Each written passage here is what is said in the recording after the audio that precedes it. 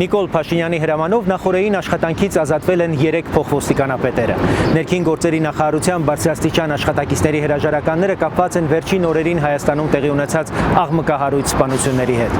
Հայաստանում վերջին օրերի այս ծանր հանցագործությունների աճը համակարգի խափանման ազդանշան է։ Կադրերին ազատելը չի փոխում համակարգի տրամաբանությունը։ Եթե ինստիտուտը չունի անկախ վերահսկողություն, հստակ չափորոշիչներ, կանխարգելման ռազմավարություն եւ պարտադիր ու հրապարակային հաշվետվողականություն, ապա ցանկացած ղեկավար դառնում է պարզապես դեմք, ոչ թե լուծում։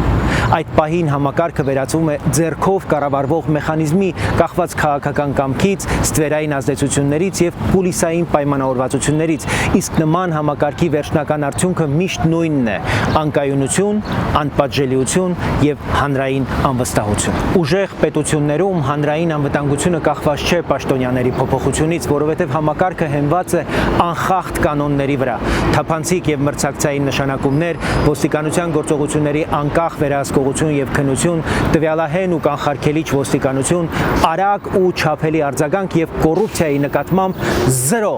զրո հանդուրժողականություն։ Մեր լուծումը հստակ է, բայց պահանջում է քաղաքական կամք, անցում անձերից ինստիտուտների։ Ոստիկանությունը պետք է ունենա անկախ վերահսկող մարմին, չափելի եւ հրապարակային ցուցանիշներով գնահատվող արդյունավետություն, կանխարգելման գործիքակազմ, որը աշխատում է մինչև հանցանքը, ոչ թե դրանից հետո, եւ հանրության առաջ պարտադիր, բաց եւ վերահսկելի հաշվետվողականություն։ Եթե համաձայն եք, միացեք մեզ։